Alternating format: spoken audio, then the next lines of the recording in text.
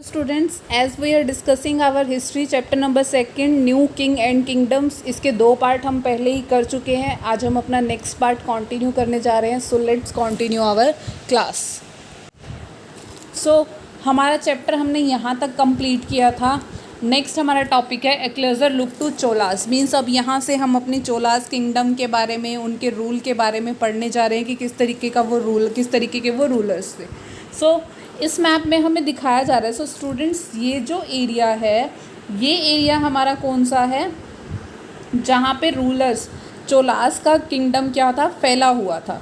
इस पार्टिकुलर इतने पोर्शन में हमारे चोलास का किंगडम क्या था, ये फैला हुआ था। हमने प्रीवियस मैप में भी इसको डिस्कस किया था। साउथ का, मोस्टली साउथ का पार्ट था जो इन्होंने अपना कवर कर रखा था, जहाँ पर इनका पूरा का पूरा राज फैला हुआ था। जैसे मैंने आपको बताया था कि सामंत्स थे।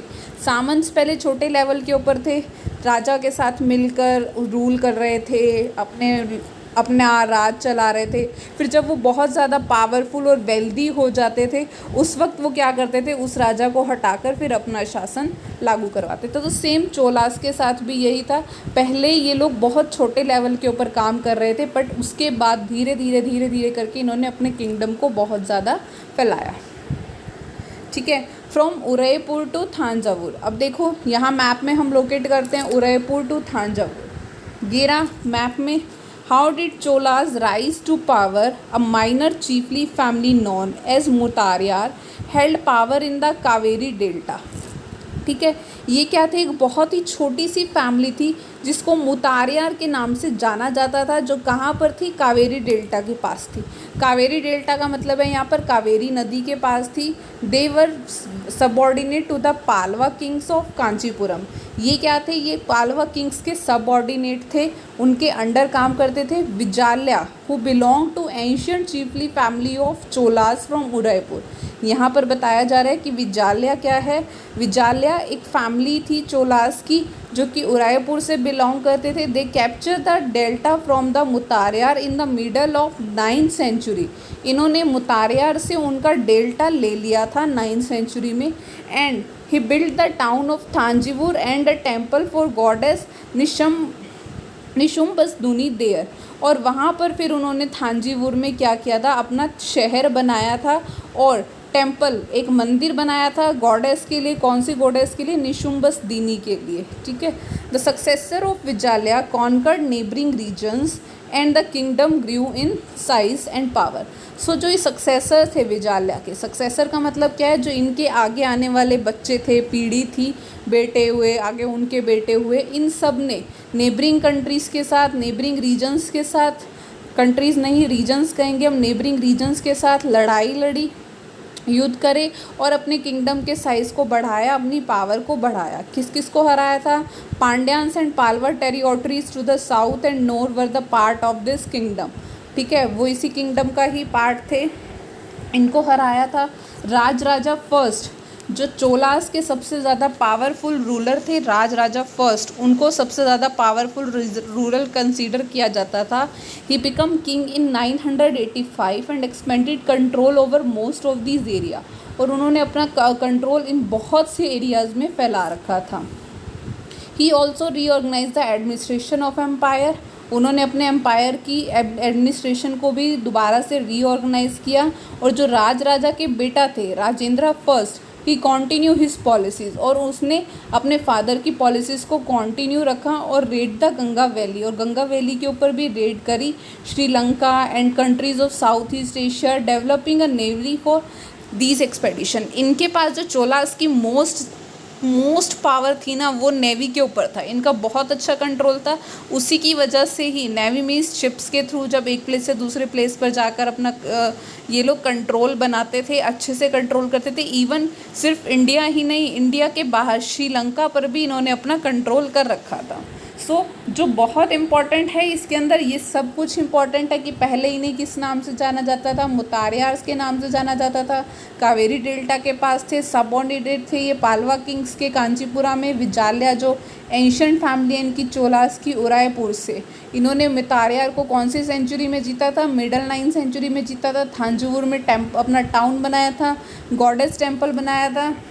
विजाल्या के सक्सेसर्स कौन थे, उन्होंने किन रीजन्स को हराया था, राज राजा और फिर आगे उनके बेटे, हमें इन सब को बहुत अच्छे से करना है और इनको मार्क कर लीजिएगा अपनी बुक्स में। नेक्स्ट है splendid temples and bronze sculpture.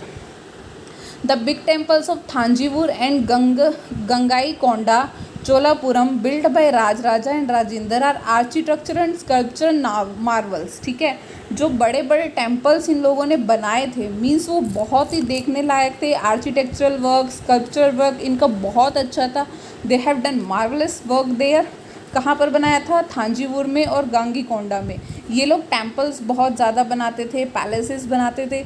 Chola temples often become the nucleus of settlement which grew around them. These were centre of craft production. ये जो थे ये क्राफ्ट की प्रोडक्शन के बहुत, अब देखो इसी पिक्चर में हम लोगों को दिखाया जा रहा है कि कितना अच्छा वर्क किया हुआ इन्होंने अपने टेम्पल्स को बनाने में। ठीक है, the produce of this land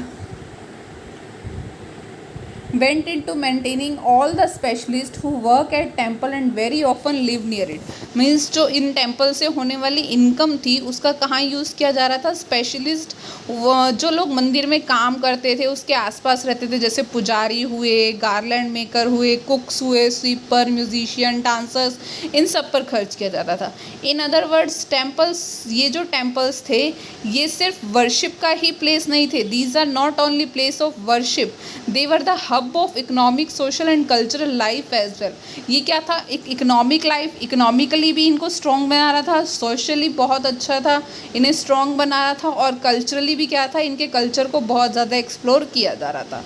among the craft associated with temples the making of bronze images was the most distinctive. In crafts में टेम्पल्स के साथ साथ जो ये ब्रॉन्ज इमेजेस, तांबे की मूर्तियाँ बनाते थे ना, पीतल की तांबे की मूर्तियाँ बनाते थे, ये इन्हें बिल्कुल डिस्टिंक्टिव बनाती थी। चोलास की जितनी भी ब्रॉन्ज इमेजेस थी उनको सबसे ज़्यादा फाइनेस्ट इमेज कंसीडर किया जाता था पूरे वर्ल्ड में। और मोस्ट इमेजेस, सबसे ज़्यादा इमेजेस ये डाइटीज़ की बनवाते थे और समटाइम्स ये डिवोटीज़ की, भक्तों की भी मूर्तियाँ बनवाया करते थे। ओके स्टूडेंट्स, सो नेक्स्ट आता है हमारे पास एग्रीकल्चर एंड इरिगेशन। इस फील्ड में भी इन लोगों ने बहुत अच्छा वर्क किया। Many of achievements of Cholas were made possible through the new developments in agriculture. इन्हीं की वजह से ही ये सब कुछ इतना ज़्यादा डेवलप हुआ। Notice that the river Kaveri branches of into several. जो कावेरी रिवर थी वो बहुत से छोटे छोटे चैनल्स में डिवाइड थी, इससे पहले कि वो बे ऑफ बंगाल की खाड़ी तक पहुँचे, उसमें गिरे। ठीक है, जितनी भी रिवर्स होती हैं सारी की सारी उसी के अंदर जाकर ही गिरती हैं। These channels overflow frequently, deposit करते थे fertile soil on their banks, क्योंकि ये जो रिवर थी कावेरी रिवर, इसको छोटे छोटे चैनल्स में डिवाइड कर दिया गया था ताकि उनका वाटर यूटिलाइज किया जा सके अच्छे से। बहुत अच्छी टेक्नोलॉजी लोगों ने उस टाइम पे यूज़ करी थी। Water from these channel also provide necessary moisture for agriculture, particularly the cultivation of rice. Although agriculture had developed earlier into the parts of Tamil Nadu, it was only from the 5th or 6th century that this area was opened up for large scale cultivation. Forest को clear किया गया था कुछ regions में, land को level किया गया था डेल्टा रीजन्स में। In delta regions embankments had to be build to prevent flooding. अलग अलग एम्बैंकमेंट्स बनाए थे, किनारे इस तरीके से बनाए थे ताकि फ्लड से बचा जा सके। कैनाल्स बनाए गए थे। कैनाल्स क्या किए जाते हैं? ये बनाए जाते हैं ताकि पानी का रास्ता चेंज किया जा सके। इरिगेशन के लिए ऐसा किया जाता था, कंस्ट्रक्ट किए गए थे।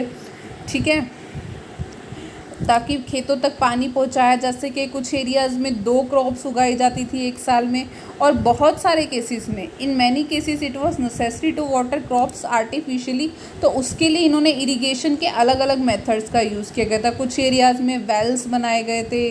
ठीक है, huge tanks were constructed to collect rain water. And remember, irrigation works require planning. हमें हमेशा से ये चीज़ रहती है कि इरिगेशन के काम के लिए हमेशा प्लानिंग की ज़रूरत होती है। लेबर को, रिसोर्सेज को ऑर्गेनाइज करना होता है, मेंटेन किया जाता है, वर्क्स को डिसाइड किया जाता है कि किस तरीके से वाटर को शेयर किया जाना है। So most of the new rulers as well as people living in villages take active part in these activities, and all this become possible due to Cholas. How was the administration organized? बहुत अच्छे से organise की गई थी। Settlement किया गया था peasants का, बिकम प्रॉस्पेरस। जो पीजेंट्स थे, पीजेंट मीन्स किसान थे, वो बहुत ज़्यादा प्रॉस्पेरस हो चुके थे, बहुत ज़्यादा रिच हो चुके थे due to spread of irrigation in agriculture. Group of villages form larger units which are called nadu. ठीक है, विलेजेस के अलग अलग ग्रुप बना दिए गए थे जिसको क्या कहा जाता था, नाडू कहा जाता था। विलेज काउंसिल्स और नाडू मिलकर एडमिनिस्ट्रेटिव फंक्शंस को परफॉर्म करती थी, पूरा करती थी, जस्टिस करती थी, सबके साथ न्याय हो, टैक्स कलेक्ट करती थी। जितने भी रिच पीजेंट्स थे वेलाला कास्ट के, उनका कंट्रोल किसके ऊपर होता था, over the affairs of Nadu under the supervision of central Chola government. वो नाडूज के ऊपर अपना कंट्रोल रखते थे। चोला किंग रिच जितने भी gave some rich land owners titles, ये क्या करते थे, रिच लैंड ऑनर्स को एक टाइटल दे दिया जाता था। क्या टाइटल दिया जाता था, मूव एंड वेलन एक किसान विच सर्व 3 किंग्स, जो 3 किंग्स को क्या करेगा, अपनी सर्विसेज देगा। Are as a makers of respect, entrusted them with important offices of the state of centre. उन्होंने इंपॉर्टेंट ऑफिस के अंदर पर्टिकुलर वर्क भी दिए जाते थे। टाइप्स ऑफ लैंड, किस किस तरह की लैंड्स इन्हें मिलती थी।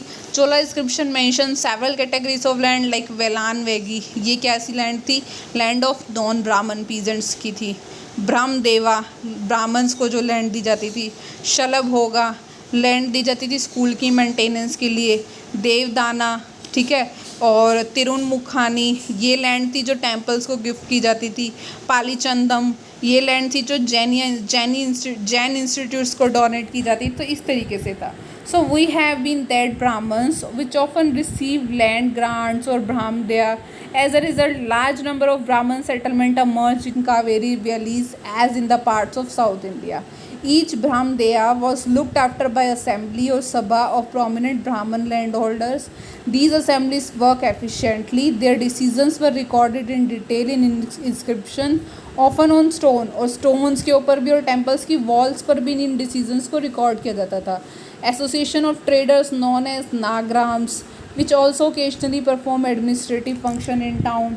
Inscription from Uttar Merur in Chingleput district, Tamil Nadu. These provide details of the way in which Sabha was organized. तो ये हमें डिटेल जो उत्तरमरूर की चिंगलपुट के अंदर जो डिस्ट्रिक्ट थी तमिलनाडु डिस्ट्रिक्ट के अंदर ही, वो बहुत सी डिटेल्स प्रोवाइड करवाते थे सभा की। सभा हेड सेपरेट कमेटी, सभा के अंदर सेपरेट कमेटी बनाई जाती थी जो इरिगेशन वर्क को, गार्डनिंग को, टेम्पल्स को मैनेज करती थी। Name of those eligible to be members of these committees were written on the small tickets of palm leaves. Tickets were put into an earthenware pot, tickets को pots में डाला जाता था। From which a young boy was asked to take out ticket 1 by 1 for each committee. ठीक है, inscription और text बहुत सारे लिखे जाते थे। Who could be member of sabha, the Uttaramerur inscription lays down all those, कौन कौन मेंबर हो सकता था उस सभा का, सभी। All those who wish to become member of sabha should be owner of land from which land revenue is collected. They should have their own Holmes.